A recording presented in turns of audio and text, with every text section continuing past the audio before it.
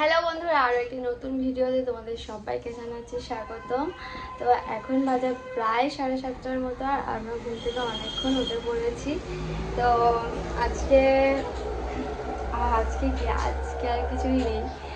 আর পুজোর আর কটা দিন বাকি, আর 2 দিন পর মহালয়া আসা মানেই কিন্তু পুজো একেবারে দোরধারে। তো বলো, কত আনন্দ, কত মজা একটা দিন। এই কটা দিন যেন কীভাবে যায় কেটে যায়, কীভাবে চলে যায় বোঝা যায় না, বলো। তো যাই হোক, তো সকালবেলা উঠেছি, এবার আজকে একটু স্মুদি করব, স্মুদি খাবো, তারপর স্নান সেরে ঠাকুরের দেবো। তো মেয়েও নিচে বসে রয়েছে, তো মেয়েকেও একটু স্মুদি দেবো, আর বেশি কিছু সকালবেলা দেবো না। আর আজকে একটু ভ্যাপসা গরমও রয়েছে। তো যাই হোক, আর বাইরে প্রচণ্ড রোদ। রান্না বলতে গেলে আজকে সকালবেলা শুধু ভাত হয়েছে, সবিল আজকে শুধু ভাত নিয়েই চলে যাবে, দোকান থেকে পারলে কিছু কিনে নেবে। তো এখন যাই, নিচে কোনো কাজকর্ম থাকলে একটু হাতে হাতে করে দিই।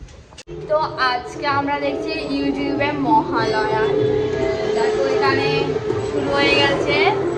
তো আমরা দেখছি, আর পরশু দিন কাল ঘুরতে হবে নাকি, ভালো দেখি কেমন হচ্ছে। যদি ভালো লাগে দেখবো। আগের মতো আর মহালয়াটা দেখে হয় না, আর ভালোও লাগে না আগের মতো। আগে কত সুন্দর হতো। তো কার্টুনগুলো ভালো হয়, তাই না? কার্টুনগুলো দেখতে আমার খুব ভালো লাগে।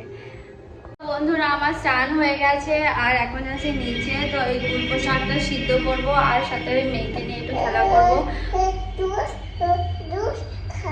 হ্যাঁ, কুলপো শাকের জুস করবো, তো ওটাকে খাওয়াবো এখন।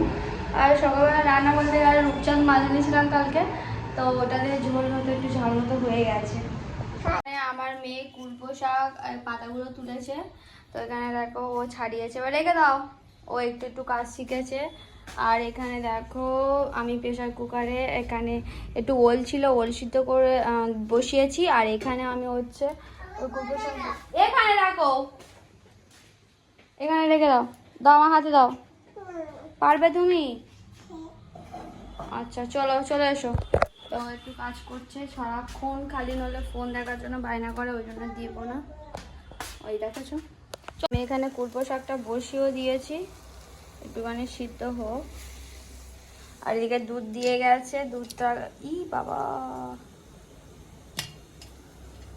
দুধটা এটা হয়ে গেলে আমি দুধটা বসিয়ে দেবো।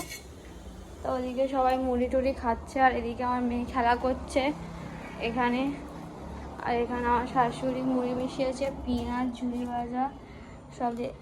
শসা দিইনি?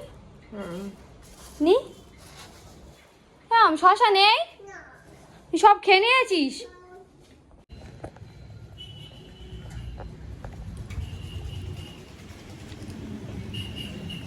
স্মার্ট ঘড়িটা আসছে বাবা,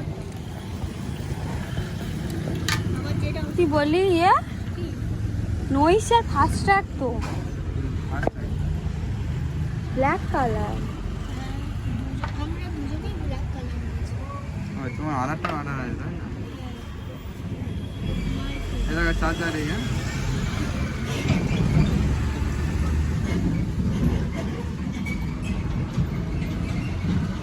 সব কাকা আসলে সব কানেক্ট করে নিবি ফোনের সাথে। হ্যাঁ, মানে একটা ইনস্টল করে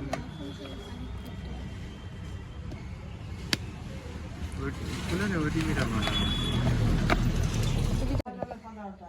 এই ফাস্ট্রাক এর স্মার্ট ওয়াচ ছাড়, খোল এটা, খুল কি করে খুলবো? ফাস্ট্রাক এর ওইতে সুগার টুগার সব। হ্যাঁ, ওটা নাকি 60 টাকা দাম। হ্যাঁ, সুগার, হার্টবিট সব। এটা 60 টাকা ফোন আছে, ফোন আছে। ও কাকিমা, এটা নাকি 60 টাকা দাম পাওয়া যায়। ভালো হয়েছে, উনি কোনে কিনে কিনে গুড নাইট। না, রাখ রাখ, মা ছিড়ে যাবে, বাবা ছিড়ে যাবে, বাবা ছিড়ে যাবে, বাবা ছিড়ে যাবে।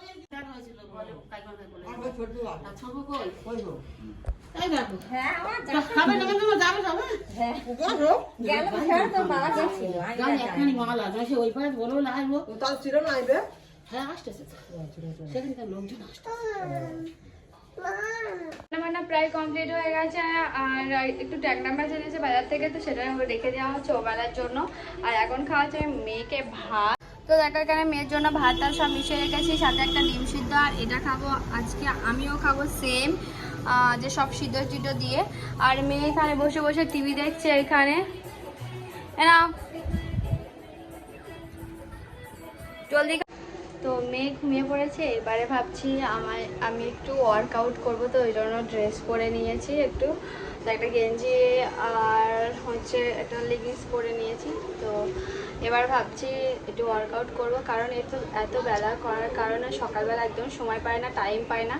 তো খাওয়া দাওয়া করার পর দুপুরবেলা এখনো লাঞ্চ হয়নি, একটু পরে করব। তো 1 ঘন্টার মতো ওয়ার্কআউট করে নেব, নেওয়ার পরে আজকে আমি লাঞ্চ করব। তো এর মাঝে যদি ইচ্ছে হয় কফি খাবো, দেন আধা ঘন্টা পর আবার লাঞ্চ করে তারপরে করবো। সকালে করা দরকার, কিন্তু সকালে আমার সময় হয় না, আর মেয়ে থাকে তো একদমই হয় না, করতেও দেয় না।